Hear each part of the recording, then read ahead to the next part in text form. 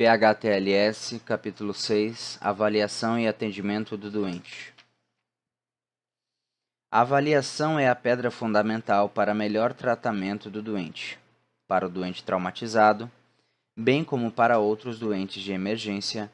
A avaliação é a base para todas as decisões de atendimento e transporte. A primeira meta na avaliação é determinar a condição atual do doente. Ao fazer isso, consegue-se uma impressão geral sobre o estado global do doente e as condições basais de seus sistemas respiratório, circulatório e neurológico.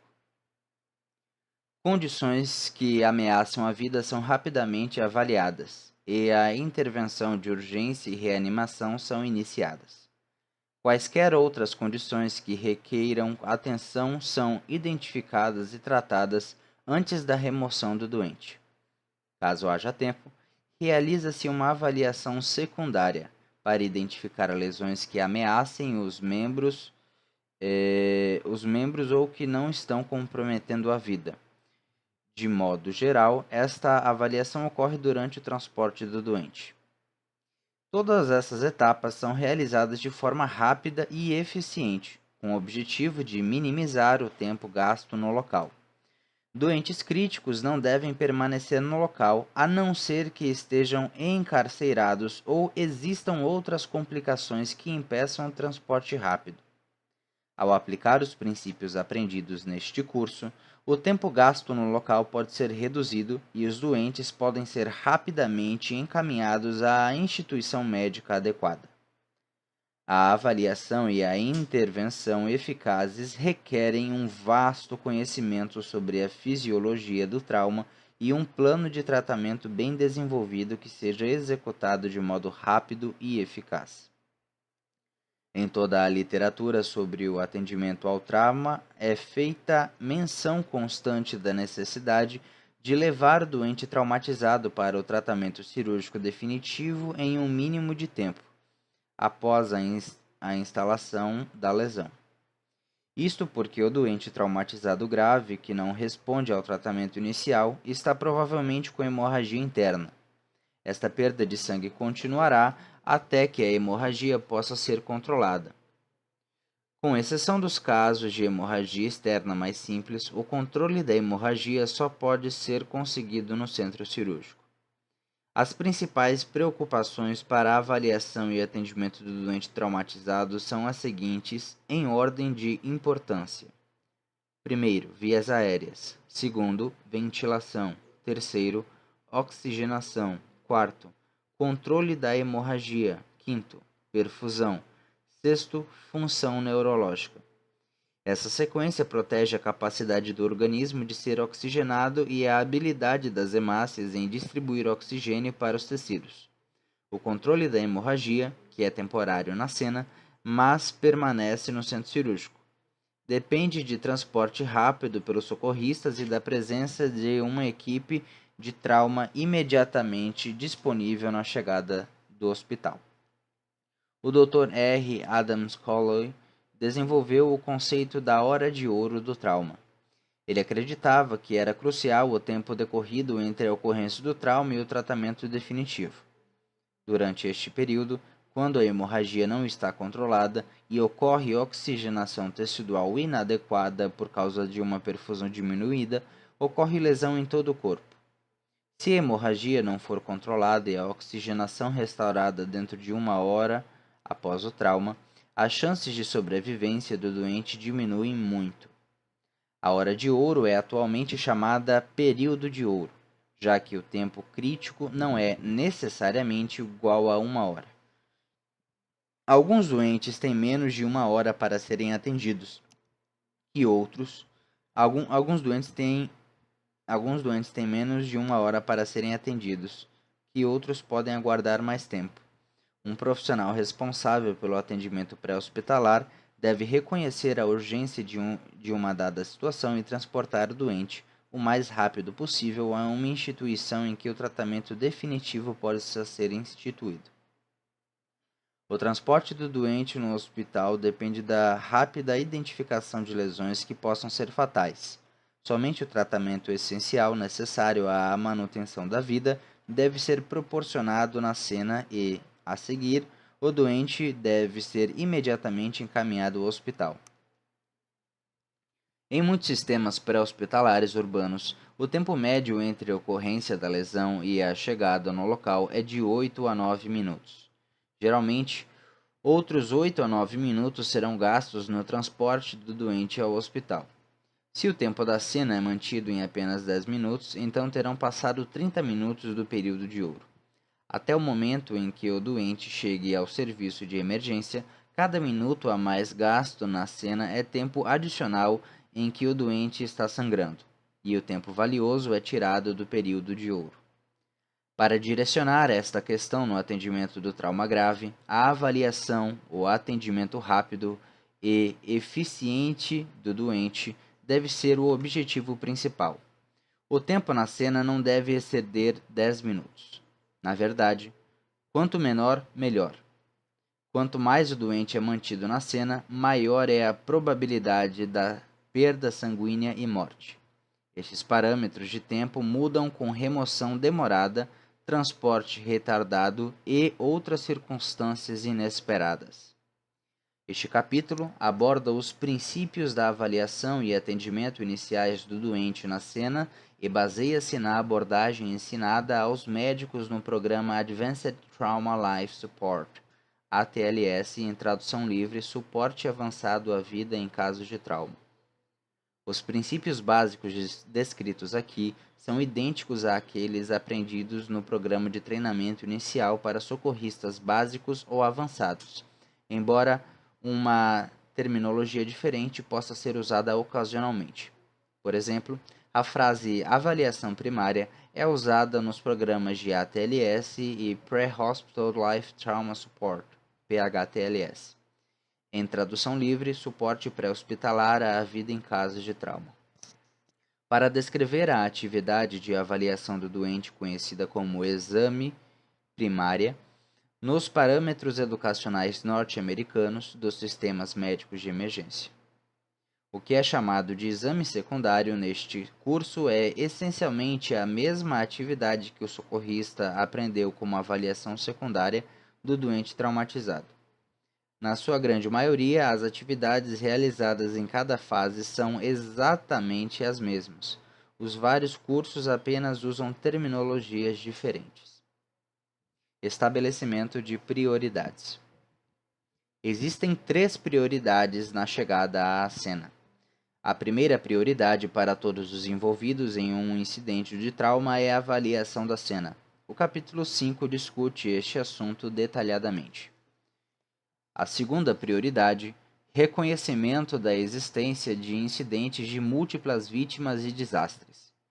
Em um desastre, a prioridade muda em vez de destinar todos os recursos aos doentes mais graves, deve-se dirigi-los ao salvamento do maior número de doentes, fazer o melhor para o maior número. Capítulo 5 também discute triagem. E a terceira prioridade, uma vez que a avaliação sucinta da cena seja realizada, deve-se voltar a atenção para a avaliação de cada doente. Deve-se iniciar a avaliação e o atendimento do doente ou dos doentes que tenham sido considerados mais graves conforme os recursos permitirem. Deve-se dar ênfase nesta sequência a condições que possam resultar em perda de vida, b. condições que possam resultar em perda de membros e c.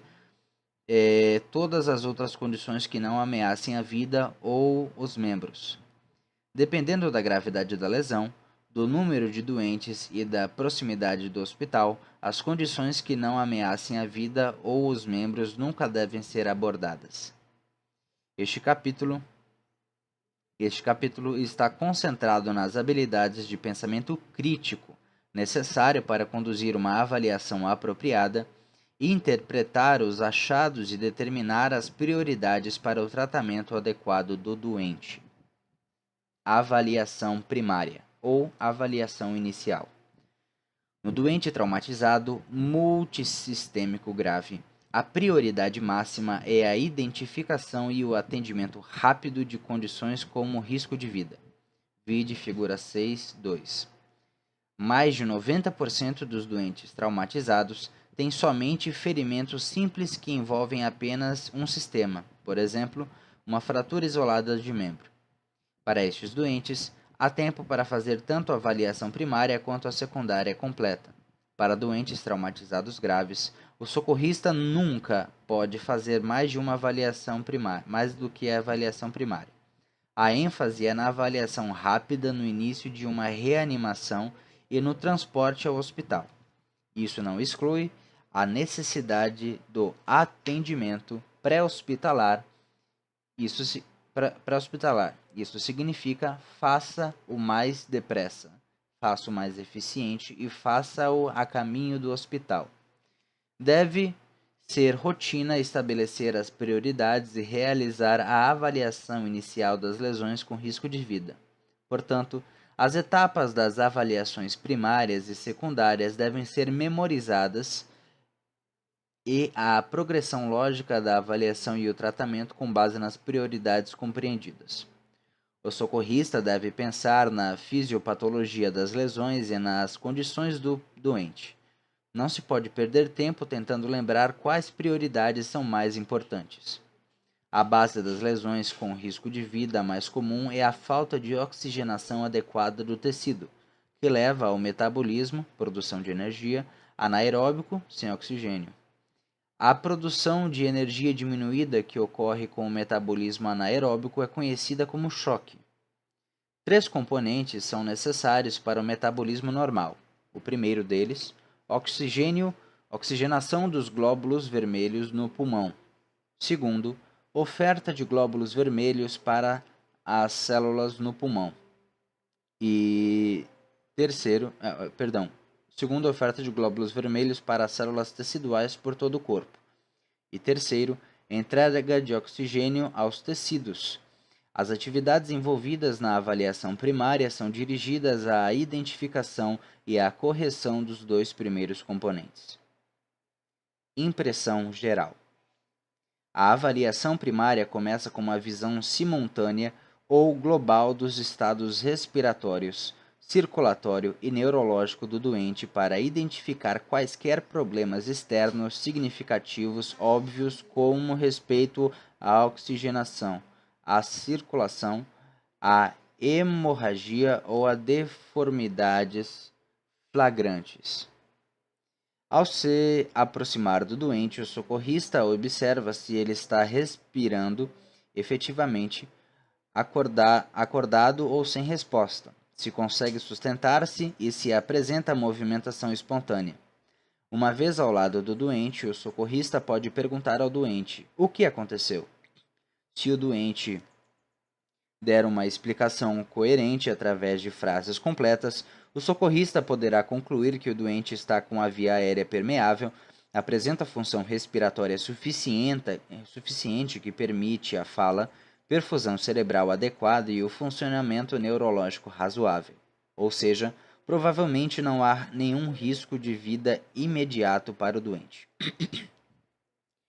Se o doente for incapaz de dar uma resposta como essa, uma avaliação primária para identificar problemas potencialmente fatais deve ter início. Ao prosseguir com as perguntas, por exemplo, onde você se machucou?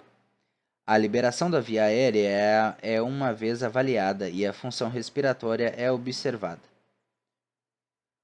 Uma verificação rápida do pulso radial permitirá ao socorrista avaliar a presença, qualidade e frequência, muito rápida, muito lenta ou normal, da atividade circulatória. O socorrista pode sentir simultaneamente a temperatura e a umidade da pele enquanto verifica a cor da pele e enchimento capilar. A resposta verbal do doente indica o nível de consciência e a atividade mental. Em seguida, o socorrista realiza uma rápida avaliação do doente, da cabeça aos pés, procurando sinais de hemorragia enquanto coleta todos os dados preliminares para a avaliação primária. Ao fazer isso, o socorrista já terá dado uma olhada geral rapidamente no doente, fazendo nos primeiros momentos um exame global de sua condição e uma avaliação da possibilidade de risco de vida. A informação obtida auxilia a determinação de prioridades.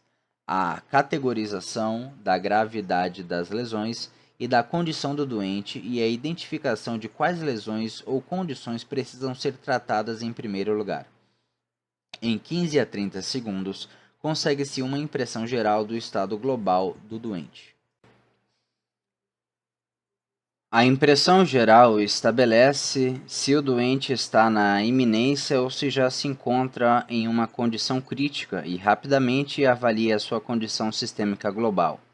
A visão e a impressão geral frequentemente fornecem todas as informações necessárias de que um socorrista precisa para determinar se podem ser necessários recursos adicionais de suporte avançado para atender o doente. Se for apropriado o transporte por helicóptero para um centro de trauma, em geral, esse é o momento para tomar a decisão de solicitá-lo. Atrasos na decisão de quais recursos adicionais são necessários apenas estende o tempo no local do incidente. A tomada de decisão precoce encurtará o tempo da cena. Uma vez que essa impressão geral na condição do doente tenha sido determinada, a avaliação primária pode ser completada imediatamente, a menos que haja uma complicação que requeira cuidado ou avaliação. A avaliação primária deve continuar muito rapidamente. A discussão seguinte abordará os componentes específicos da avaliação primária e a ordem de prioridades para um atendimento do doente. As 5 etapas envolvidas na avaliação primária e sua ordem de prioridade são as seguintes: atendimento da via aérea e controle da coluna cervical. A. B. Ventilação, ou seja, em inglês, breathing. C. Circulação, hemorragia ou perfusão. D. Disfunção neurológica, em inglês, disability. E E. Exposição e ambiente. Etapa A. Atendimento da via aérea e controle da coluna cervical. Via aérea. A via aérea do doente é rapidamente checada para garantir se esteja permeável, aberta e limpa, e que não existe perigo de obstrução. Em caso de comprometimento da via aérea, esta precisa ser aberta, inicialmente por métodos manuais, elevação do mento no trauma ou tração da mandíbula no trauma, e, se necessário, remoção de sangue, substâncias orgânicas e compostos e corpos estranhos. Vide figura 6.3. Por fim, com disponibilidade de equipamento e tempo, o controle da via aérea pode progredir a medidas mecânicas, tubos oro ou nasofaríngeos, dispositivos supraglóticos ou, ainda, intubação endotraqueal, ou métodos transtraqueais, que corresponde à ventilação percutânea transtraqueal. Vide capítulo 7. Controle da coluna cervical. Conforme aprendido no programa de treinamento inicial, para cada doente traumatizado com um mecanismo significativo de trauma, deve-se suspeitar de lesão de medula espinhal até que tenha sido finalmente excluída. Consulte o capítulo 10 para a lista completa de indicações para imobilização cervical.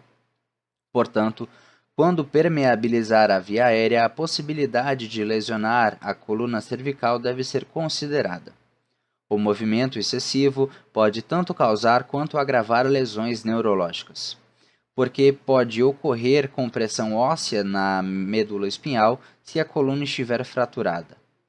A solução é ter certeza de que o pescoço foi manualmente mantido em posição neutra durante a abertura da via aérea e a realização da ventilação necessária. Isso não significa que o procedimento de manutenção da via aérea descritos não podem ou não devem ser conduzidos. Pelo contrário, significa que os procedimentos devem ser feitos enquanto se protege a coluna de movimento desnecessário. Uma vez que se tenha imobilizado o pescoço a fim de proteger a coluna cervical, deve-se, então, imobilizar toda a coluna do doente. Logo, todo o corpo do doente deverá ser alinhado e imobilizado. Etapa B. Ventilação. O primeiro passo é administrar oxigênio eficazmente aos pulmões do doente para ajudar a manter o processo metabólico aeróbico. A hipóxia é resultante da ventilação inadequada dos pulmões e leva à falta de oxigenação nos tecidos do doente. Uma vez que a via aérea está permeável, a qualidade e quantidade da ventilação do doente devem ser avaliadas como segue. 1. Verifique se o doente está ventilando. 2. Se o doente não estiver respirando, apneia, inicie imediatamente ventilação assistida com máscara facial associada a um balão dotado de válvula unidirecional com oxigênio suplementar antes de continuar a avaliação. 3. Assegure-se de que a via aérea do doente esteja permeável. Continue a ventilação assistida e prepare a inserção de tubo oro ou nasofaríngeo, dispositivo supraglótico, intubação ou outros meios de proteção mecânica da via aérea. 4. Se o doente estiver ventilando, estime a adequação da frequência e da profundidade ventilatória para determinar se o doente está movimentando ar suficiente e avalie a oxigenação.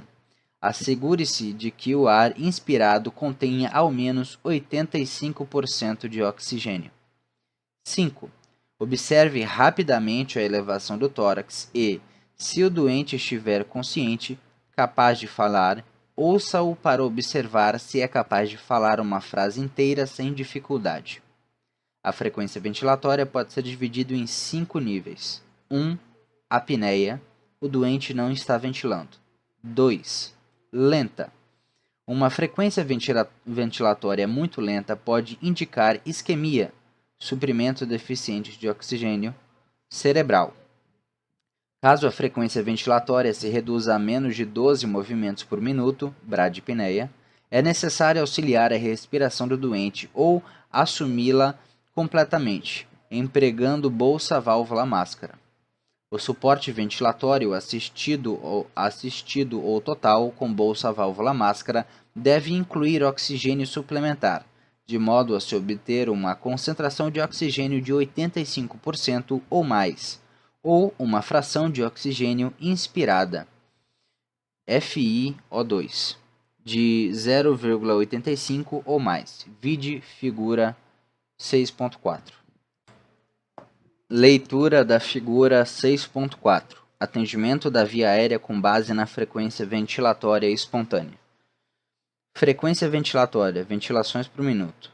Lenta, menor do que 12. Conduta, ventilação assistida ou total, igual ou maior do que 85% de oxigênio. Frequência ventilatória normal, de 12 a 20 incursões por minuto. Observação: considerar oxigênio suplementar. Frequência ventilatória muito rápida, de 20 a 30 incursões por minuto. A administração maior ou igual do que 85% de oxigênio. Frequência ventilatória anormalmente rápida, maior do que 30 incursões por minuto. Conduta, ventilação assistida, ok? Com FiO2 maior ou igual a 0,85. Término da leitura da figura 6.4. 3. Normal. Se a frequência ventilatória está entre 12 e 20 ventilações por minuto, eupneia, uma frequência normal para adulto, o socorrista deve observar o doente com atenção. Embora o doente aparente estabilidade, o oxigênio suplementar deve ser considerado. 4. Rápida. Se a frequência ventilatória está entre 20 e 30 incursões por minuto, taquipneia, o doente deve ser observado de perto, para verificar se está melhorando ou piorando. O estímulo para o aumento da frequência ventilatória é o maior acúmulo de dióxido de carbono, CO2, ou a redução do nível de oxigênio, O2, no sangue. Quando o doente apresenta frequência ventilatória anormal, o motivo deve ser investigado. Uma frequência rápida indica que não há aporte suficiente de oxigênio no tecido. A falta de oxigênio inicia metabolismo anaeróbico, vide capítulo 7, e, consequentemente, o aumento de CO2. O sistema de detecção do organismo reconhece o nível elevado de CO2 e alerta o sistema ventilatório para aumentar a frequência e exalar o excesso. Logo, uma frequência ventilatória aumentada pode indicar que o doente necessita de melhor perfusão ou oxigenação, ou ambas. A administração de oxigênio suplementar com concentração de 85% ou maior, FiO2 de 0,85 ou maior, é indicada para este doente, no mínimo até que seu estado geral seja determinado. Deve-se suspeitar da sua capacidade de manter ventilação adequada e permanecer alerta a qualquer deteriorização de sua condição geral. Muito rápida. Uma frequência ventilatória acima de 30 ventilações por minuto, taquipneia severa, indica hipóxia, metabolismo anaeróbico ou ambos, com resultante acidose.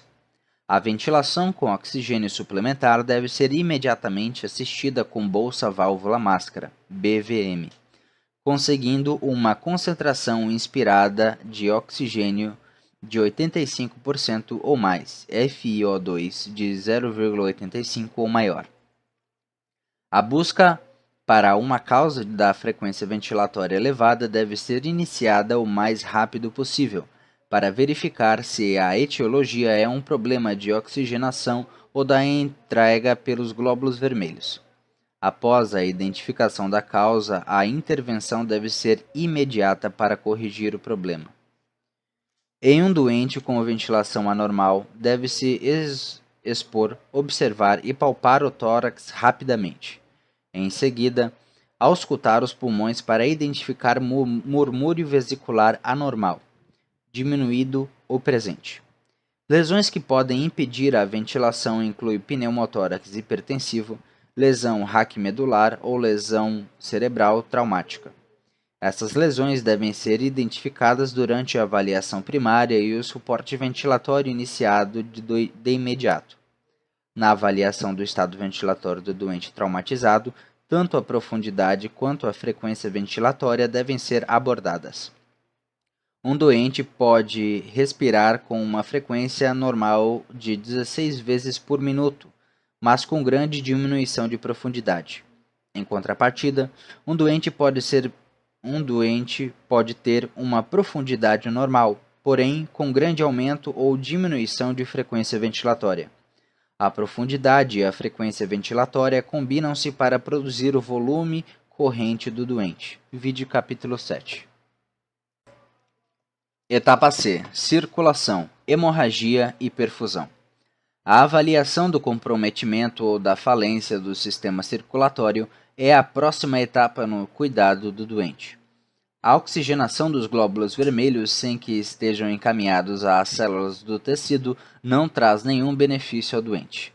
Na avaliação inicial do doente traumatizado, deve-se identificar e controlar a hemorragia externa. Em seguida, pode-se obter uma estimativa global adequada do débito cardíaco e do estado de perfusão. Controle da hemorragia. Deve-se identificar e tratar a hemorragia externa na avaliação primária. O controle da hemorragia é incluído na circulação porque, se uma grande hemorragia não for controlada de imediato, o potencial de morte do doente aumenta consideravelmente. Há 3 tipos de hemorragia externa. 1. Hemorragia capilar. É causado por escoriações que lesionam minúsculos capilares imediatamente abaixo da superfície da pele. Em geral, a hemorragia capilar terá diminuído ou mesmo cessado antes da chegada da equipe pré-hospitalar. 2. Hemorragia venosa. Provém de camadas mais profundas do tecido e, em geral, é controlado mediante uma pressão direta moderada no local. Em geral, não ameaça a vida, a não ser que a lesão seja grave ou a hemorragia não seja controlada. 3. Hemorragia arterial. É causada por lesão de uma artéria. Esta é a hemorragia mais importante e também a mais difícil de ser controlada. É caracterizada por um sangue vermelho vivo que jorra da ferida. Mesmo uma ferida perfurante pequena em uma artéria pode produzir uma hemorragia que ameace a vida. O controle da hemorragia é prioritário, pois cada hemácia é importante. O rápido controle da perda sanguínea é um dos objetivos mais importantes no atendimento de um doente traumatizado. A avaliação primária só pode prosseguir após o controle da hemorragia. Em caso de hemorragia externa, a aplicação de pressão direta controla a hemorragia maior até que o responsável pelo atendimento pré-hospitalar possa transportar o doente a um hospital em que haja um centro cirúrgico e equipamento adequado. O controle da hemorragia é iniciado durante a avaliação primária e mantido durante o transporte. O socorrista pode precisar de ajuda para manter a ventilação e controlar a hemorragia simultaneamente. Pode-se controlar a hemorragia de acordo com as seguintes etapas. Primeira, pressão direta. Controle da hemorragia por pressão direta é exatamente o que o termo implica: aplicar pressão no local da hemorragia. Consegue-se isso aplicando um curativo, com uma gaze, ou uma compressa cirúrgica diretamente sobre a lesão e aplicando pressão manual. A aplicação e a manutenção da pressão direta exigem a atenção total de um socorrista. Logo, ele fica indisponível para participar de outros aspectos do atendimento do doente. Entretanto, caso não tenha ajuda, o socorrista pode improvisar um curativo de pressão a partir de uma compressa de gaze e de uma bandagem elástica.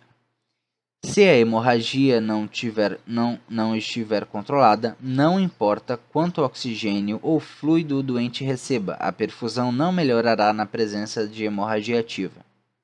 2. Torniquetes. Em geral, os torniquetes são descritos como uma técnica de último recurso. A experiência militar no Afeganistão e no Iraque, somada ao uso rotineiro e seguro de torniquetes pelos cirurgiões, levou-nos a reconsiderar esta posição. Não se recomenda o uso de elevação e pressão sobre pontos de pressão, em função da insuficiência de dados que apoiem sua eficácia. Os torniquetes são muito eficazes no controle da hemorragia grave e devem ser usados caso a pressão direta ou um curativo de pressão não consigam controlar a hemorragia de uma extremidade. Em caso de suspeita de hemorragia interna, o tórax e o abdômen são expostos para a rápida inspeção e palpação à procura de sinais de lesão. A pelve também é palpada, já que fraturas pélvicas são fonte importante de hemorragia intraabdominal.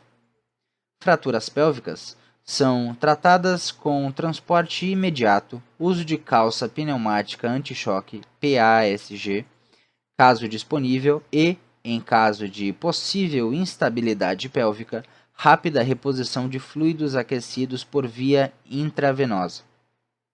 Muitas causas de hemorragia são de difícil controle fora do hospital. O tratamento pré-hospitalar consiste em transporte rápido do doente a um serviço médico equipado com equipe disponível para controle cirúrgico da hemorragia, por exemplo, se disponível em um centro de trauma. Perfusão. Pode-se obter uma avaliação geral do estado circulatório do doente ao verificar pulso, cor, temperatura e umidade da pele e o tempo do enchimento capilar.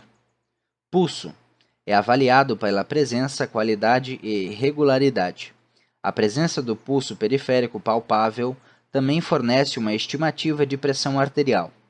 Essa verificação rápida mostrará se o doente tem taquicardia, bradicardia ou ritmo irregular. Também pode revelar informação sobre a pressão arterial sistólica. Se o pulso radial não for palpável em uma extremidade não lesionada, o doente provavelmente entrou em fase descompensada do choque, um sinal tardio da condição grave. Na avaliação primária, não é necessária a determinação da frequência de pulso exata. Em vez disso, uma estimativa aproximada é rapidamente obtida, e o exame prossegue para outras avaliações preliminares. A frequência do pulso real será calculada mais tarde no processo. Se o doente não possui pulso carotídeo ou femoral, então está em parada cardiorrespiratória. Ver discussão a seguir. Pele. Cor. Perfusão adequada produz coloração rosada na pele. A pele torna-se pálida quando o sangue é desviado de alguma área. Coloração pálida está associada à perfusão deficiente. Coloração azulada indica oxigenação incompleta. A coloração azulada é causada pela falta de sangue ou de oxigênio naquela região do corpo. Pele pigmentada torna, em geral, esta determinação difícil. O exame da cor no leito ungueal e das mucosas serve para superar este desafio, porque as mudanças de coloração aparecem inicialmente nos lábios, nas gengivas ou nas extremidades dos dedos. Temperatura. Assim como outras partes da avaliação da pele, a temperatura é influenciada por condições ambientais. Pele fria indica perfusão diminuída, independentemente da causa. O socorrista geralmente avalia a temperatura da pele tocando o doente com o dorso da mão. Logo, uma determinação apurada pode ser difícil por estar calçando luvas. A temperatura normal da pele é morna ao toque, nem fria nem quente. Em geral, os vasos sanguíneos não estão dilatados e, portanto, não trazem o calor do corpo à superfície da pele. Umidade. Pele seca indica boa perfusão. Pele úmida está associada a choque e a perfusão diminuída. Essa queda na perfusão é atribuída ao desvio do sangue por meio da vasoconstricção periférica para órgãos centrais do corpo. Tempo de enchimento capilar. A verificação do tempo de enchimento capilar é realizada pressionando-se o leito ungueal. Isso remove o sangue do leito capilar visível. A taxa de retorno do sangue aos leitos capilares, tempo de enchimento, é uma ferramenta útil para estimar o fluxo sanguíneo através dessa parte mais distal da circulação. Tempo de enchimento capilar maior que 2 segundos indica que os leitos capilares não recebem perfusão adequada. Entretanto, o tempo de enchimento capilar é um mau indicador de estado de choque por si só, pois é influenciado por muitos outros fatores. Por exemplo, doença vascular periférica, arteriosclerose, temperaturas baixas, uso de vasodilatadores ou vasoconstrictores farmacológicos ou presença de choque neurogênico podem distorcer o resultado. Nestes casos, torna-se uma verificação menos útil da função cardiovascular. O tempo de enchimento capilar tem lugar como método para avaliar a adequação circulatória, mas deve-se sempre ser usado em conjunto com outros achados do exame físico, da mesma forma como se usam outros indicadores, como pressão arterial. Etapa D. Disfunção neurológica. Tendo avaliado e corrigido na medida do possível os fatores envolvidos no transporte do oxigênio aos pulmões e na sua circulação pelo corpo, a próxima etapa de avaliação primária é a avaliação da função cerebral, que é uma medida indireta da oxigenação cerebral. O objetivo é determinar o nível de consciência do doente e inferir o potencial de hipóxia. Um doente agressivo, combativo ou que não coopera deve ser considerado em hipóxia até que se prove o contrário.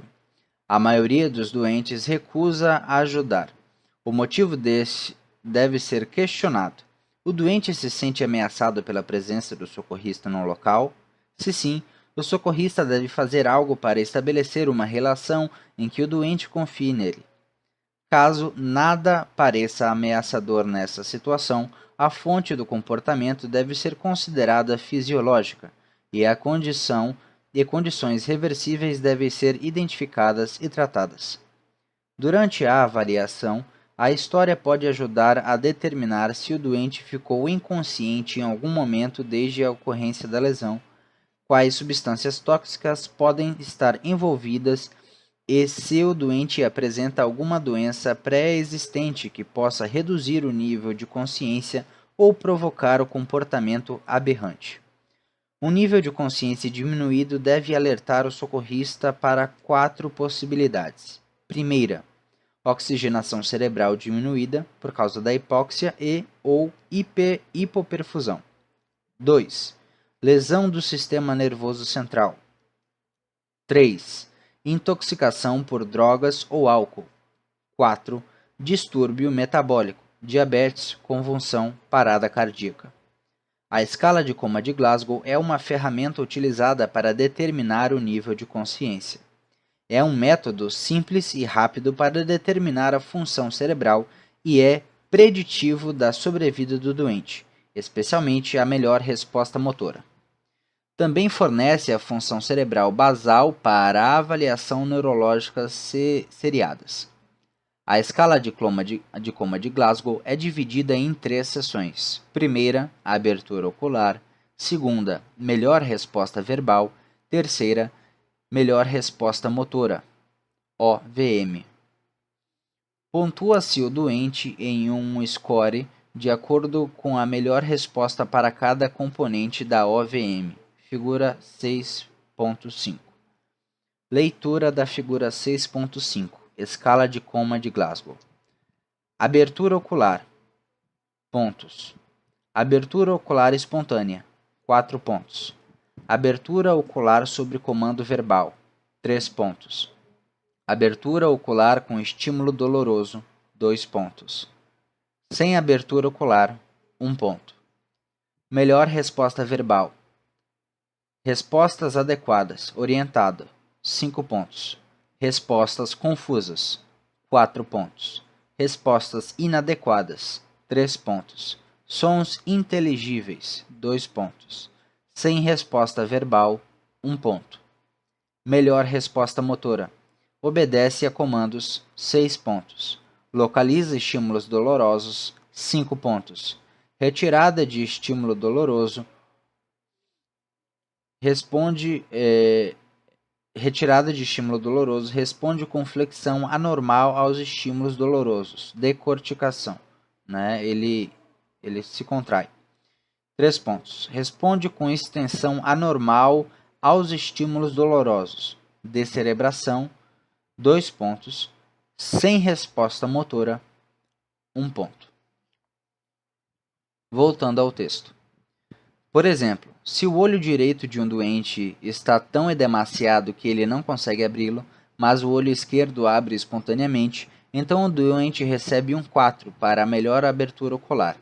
Se o doente não abre espontaneamente os olhos, o socorrista deve usar um comando verbal: abra os olhos. Se o doente não responder a este estímulo verbal, um estímulo doloroso pode ser aplicado, como compressão no leito ungueal com uma caneta ou um beliscão no tecido axilar.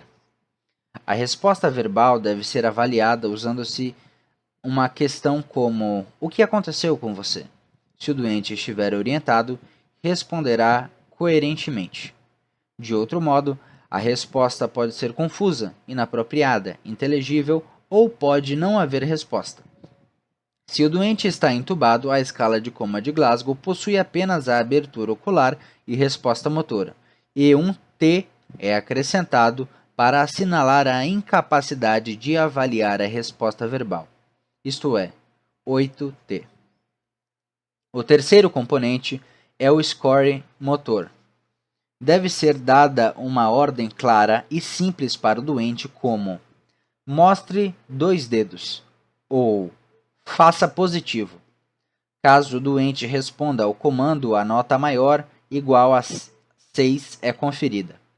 Um doente que torce ou agarra os dedos do examinador pode apenas estar demonstrando o reflexo de agarrar e não seguindo um comando propositalmente. Se o doente não segue um comando, pode-se usar um estímulo doloroso, como já descrito, e a melhor resposta motora do doente é anotada. Se ele tentar afastar a mão que provoca o estímulo, considera-se que localiza a dor. Outras respostas à dor possíveis são retiradas do estímulo: flexão anormal, postura de decorticação, ou extensão, postura de descerebração da extremidade superior ou ausência de função motora. Evidências recentes indicam que o componente motor da escala de Coma de Glasgow, isoladamente, é essencialmente tão bom na avaliação de um doente quanto o score interno. O score máximo da escala de Coma de Glasgow é 15, indicando um doente sem dano neurológico e menor score de 3. Menor score de 3 é, em geral, um sinal de péssimo prognóstico. Um score menor que 8 indica uma lesão grave, 9 a 12, lesão moderada, e 13 a 15, lesão mínima. Um score igual ou inferior a 8 é indicação para consideração de tratamento ativo da via aérea do doente. O socorrista pode calcular facilmente o score e deve incluí-lo no relato verbal no hospital, bem como no prontuário do doente. Se o doente não está acordado, orientado ou capaz de obedecer a comandos, deve ser rapidamente avaliadas as pupilas. As pupilas estão iguais e redondas, fotorreagentes? As pupilas são iguais entre si? Cada pupila está redonda e com aparência normal e reage apropriadamente à luz, se contraindo ou está sem resposta e dilatada. Um score menor que 14 na escala de Coma de Glasgow, combinando com o exame pupilar anormal, pode indicar a presença de uma lesão cerebral potencialmente letal. Vide capítulo 9. O acrônimo AVDI significa A. Alerta, V. Responde a estímulo verbal, D. Responde a estímulo de dor, I. Inconsciente. É, em geral, utilizado para descrever o estado de consciência. Essa abordagem, embora muito simples, não informa como o doente responde especificamente aos estímulos verbais ou dolorosos. Em outras palavras, se o doente responde aos questionamentos verbais, ele está orientado, confuso ou murmura palavras incompreensíveis. Da mesma forma, quando o doente responde aos estímulos dolorosos, ele tenta retirar o estímulo ou apresenta uma postura de decorticação ou descerebração. Por ser pouco preciso, o uso do acrônimo AVDI caiu em desuso. A escala de Coma de Glasgow seja mais difícil de ser memorizada que o AVDI, a prática acaba tornando esta avaliação útil um hábito. Etapa E: exposição e ambiente. Uma etapa inicial no processo de avaliação é retirar as roupas do doente, porque sua exposição é fundamental para que sejam encontradas todas as lesões. Figura 6.6. É dito que a parte do corpo que não está exposta será a parte mais gravemente ferida. Pode não ser sempre a verdade, mas é verdadeiro o suficiente para justificar o exame total do corpo. Também o sangue pode acumular-se dentro da roupa e ser absorvido por ela, e assim passar despercebido. Quando todo o corpo do doente tiver sido visto, o doente deve ser coberto para conservar o calor corporal, embora seja importante expor todo o corpo da vítima para completar a avaliação correta, a hipotermia é um problema grave no tratamento do doente traumatizado. Somente as partes necessárias do doente devem ser expostas quando ele estiver no ambiente externo. Uma vez dentro da unidade de emergência aquecida, pode-se completar o exame e recobrir o doente o mais rápido possível. A quantidade de roupa do doente que deve ser retirada durante uma avaliação irá variar dependendo das condições ou das lesões encontradas. A regra geral é remover o tanto de roupa necessário para determinar a presença ou a ausência de uma condição ou lesão. O socorrista não deve ter medo de remover a roupa se for o único meio pelo qual a avaliação e o tratamento pode ser apropriadamente completados. O doente pode ter sofrido vários mecanismos de lesão, como uma colisão automobilística após ter sido baleado. Lesões potencialmente letais podem passar despercebidas se o doente não for bem examinado. Lesões não podem ser tratadas se não forem primeiramente reconhecidas. Devemos ter atenção especial a cortar e remover roupas da vítima de um crime, de modo a não destruir provas de forma inadvertida. Este é o primeiro audiolivro do capítulo 6 do PHTLS, referindo-se à avaliação e atendimento do doente. Durante esse áudio não houve nenhum tipo de imputação de opinião pessoal, apenas a descrição do que era lido, do que está escrito no livro. Foi lido até a etapa E, exposição do ambiente, localizado na página 117 do capítulo 6 do livro PHTLS, 7ª edição. Continuando após a reanimação, intervenção limitada na cena e outros tópicos concernentes presentes dentro do mesmo capítulo que serão lidos no próximo audiolivro.